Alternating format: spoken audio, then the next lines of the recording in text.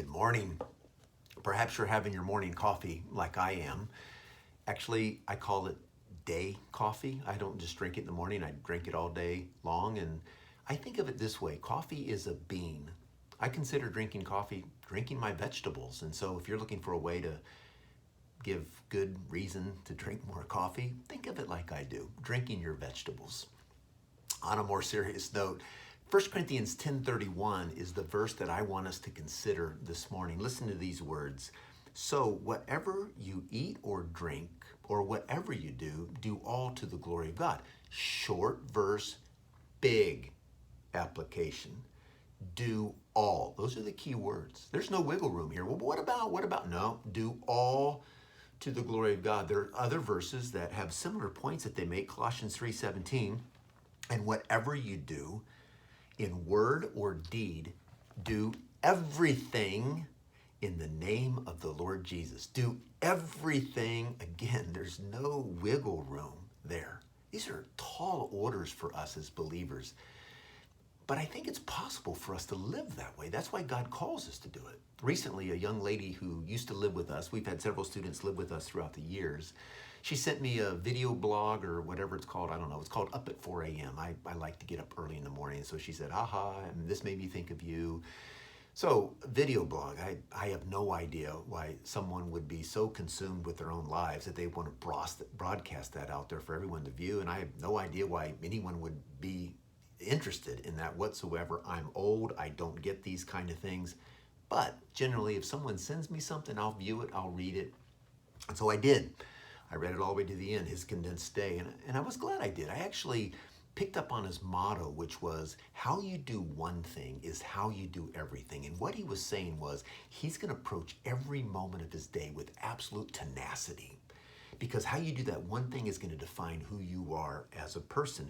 And we have other ways that we say this. For instance, we might say things like, who you are in private is who you really are. Or we might also have an approach, the person who can be trusted with little things can be trusted with bigger things.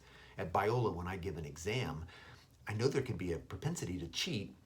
And so I'll even say to them, I know that you might want to get a short-term reward right now and cheat, but I want to encourage you with this. I want to exhort you with this. How you approach this next moment, you are defining who you are as a person. In this one thing, you're defining who you are as a person. I don't know if it's ever kept anyone from cheating or not, but I know it causes them to think about their life. How you do the one thing is how you do everything. As I think about the Christian life and the battles that we might be up against, we all regularly face different battles. I want to take this man's motto and give it a little bit of a twist. I want to say it this way: how you do the next thing is how you do everything. You see, we cannot change the past, and we certainly don't want to live for the big events of the future. We have to think about that next thing, and as we do those next things for the glory of God, we will find that it becomes how we do everything. What truly defines us is how we do the next thing. My wife and I, when we were dating and early in marriage, we used to sing a song, and I'm not a singer, but I'm still going to sing it for you because I want to make a point. Little by little, one step at a time, he's changing our hearts and renewing our minds, teaching us how to be patient and kind, little by little, one step at a time. And what I want to emphasize is the little by little, one step at a time. How we do the next thing, the next step, is how we do everything. So let's think about 1 Corinthians 10:31 for a moment again. How can we add this little twist to it? It would sound something like this.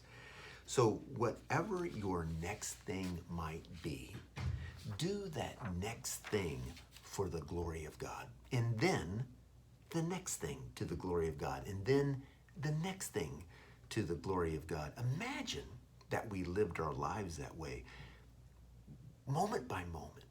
To the glory of God. Next step, glory of God. Next step, glory of God. In fact, when you get up from this devotional, you're going to have a next step. You're going to be called to live. How are you going to live that next step becomes the question. We're all in various battles with sin. It could be our temper, lustful thoughts, bitterness, pride, whatever it is for you. Sin is not so much an event as it is a journey. It's a process. We've even been learning this in James. Think about what we learned. We are lured and enticed by our own desire, then that is conceived, and that's that which brings forth sin. Desire, conception, sin. And so the next thing is not the sin. The next thing for us is going to be the desire. It's going to be that thought or that sight or whatever it might be that lures us and entices us. We've got to do that next thing to the glory of God. That's what keeps the conception and the sin from happening. And so we've got to learn to live life in this way. What do you do with that thought or that sight? Whatever you do to that's going to determine whether it gets conceived and brings forth sin or whether it's to the glory of God. We want to do the next thing to his glory, and then after that, the next thing to his glory, and then the next thing to his glory. And as we do that, we will find that the next thing truly does become how we do everything.